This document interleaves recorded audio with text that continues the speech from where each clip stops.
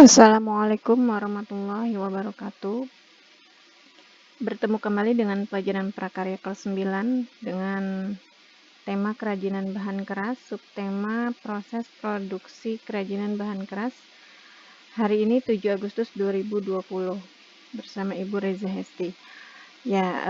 Sebelum memulai pelajaran kita hari ini, mari kita ucapkan basmalah bersama-sama.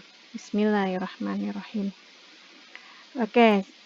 Untuk proses produksi kerajinan bahan keras, kerajinan bahan keras yang dibahas pada hari ini adalah bahan keras alam. Nah, kalian tentunya pasti harusnya ingat bahan keras alam apa saja yang ada. Contohnya itu ada kayu, ada bambu, ada rotan, ya. Nah, di sini yang kita akan bahas terlebih dahulu adalah dari kayu. Nah, Indonesia merupakan daerah yang masih banyak hutan, kemudian masih memiliki banyak kayu ya di hutan hujan tropisnya. Nah, salah satunya adalah di sini gambar dari kayu hitam yang berasal dari Palu, Sulawesi Tengah. Nah, biasanya produk kerajinan pada suatu daerah itu dibuat berdasarkan dari produk dasar unggulan yang ada di daerahnya. Misalnya di Palu banyak terdapat kayu hitam, ya, kayu hitam. Maka dibuatlah banyak produk kerajinan dari kayu hitam. Nah, contohnya ini ada vas bunga, kemudian ada juga tasbih ya dari kayu hitam. Nah, ini adalah ciri dari produk kerajinan berasal dari kayu dari daerah Palu, Sulawesi Tengah. Nah, kemungkinan kalau seandainya di daerah lain, misalnya di Kalimantan, juga ada kayu ya, tapi bisa jadi produk kerajinan yang banyak itu tidak berasal dari kayu hitam.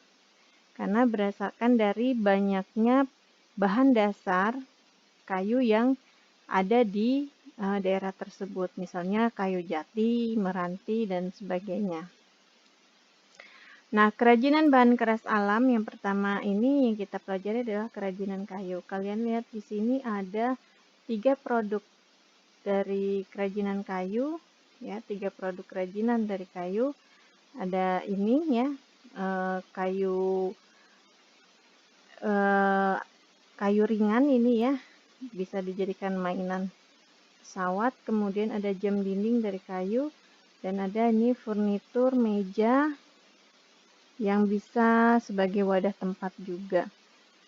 Nah, ada beberapa macam kayu di Indonesia, ada kayu mahoni, kayu pinus, kayu sawo, dan macam-macam lain sebagainya ya. Nah, Indonesia juga merupakan negara yang banyak dikenal di mancanegara dengan produk dari kayu, ya, terutama produk dengan teknik ukir. Nah, daerah mana saja yang ukirannya terkenal itu? Misalnya Jepara, Jogja, Cirebon, Bali, Toraja, dan sebagainya.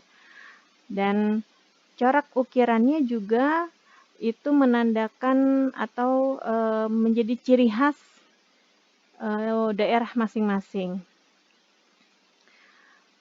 Nah, kemudian bagaimana kita dapat membuat produk kerajinan dari kayu? Yang pertama yang dipelajari di sini adalah bahan produksi pembuatannya. Ada aneka kayu, ada lem kayu, ada juga cat kayu.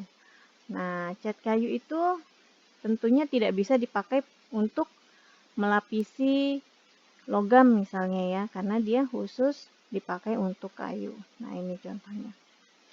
Kemudian yang kedua adalah alat produksi pembuatan kerajinan bahan kayu. Ada gergaji, ada palu, pahat.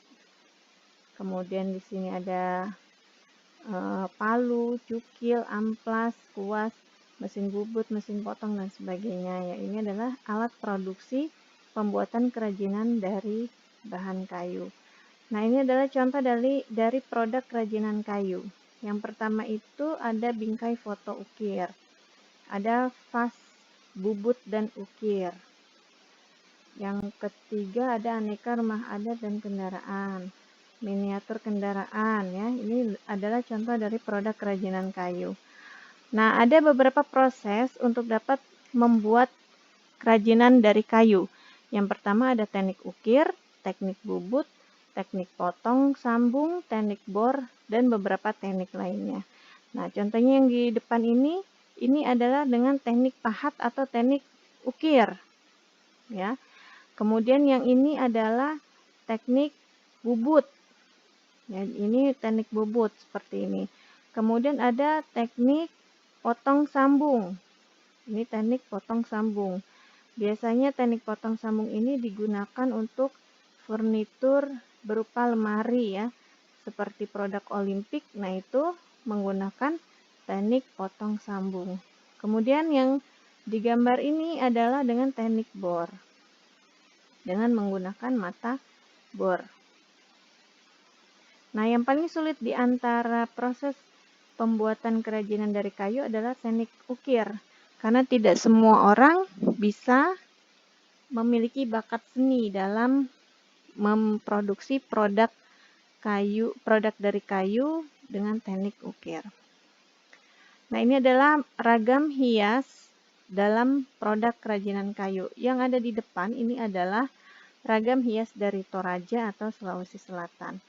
Setiap ragam hias dari masing-masing daerah itu memiliki nama dan makna simbolisnya.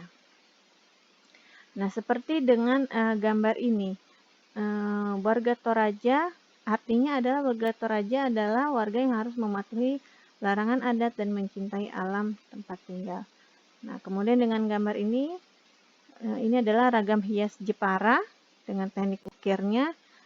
Artinya apa? Artinya adalah arah gerak garis ukiran yang pasti. Nih ya, ukirannya pasti itu kanan dan kiri itu bentuk ukirannya sama. Nah, ini menandakan adanya apa? Keteraturan, kepastian yang sejalan dengan landasan pola berpikir dalam masyarakatnya. Kemudian ini adalah ragam hias dari Padang atau Sumatera Barat. Dan ini yang terakhir, ragam hias dari Papua.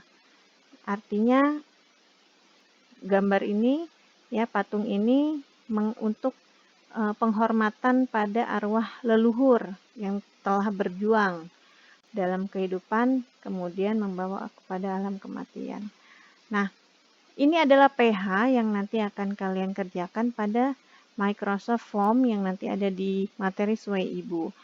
Ini untuk kelas 91, gambar ini untuk kelas 92, gambar ini untuk 93, gambar yang ini untuk 94, dan gambar yang ini untuk 95. Apa pertanyaannya?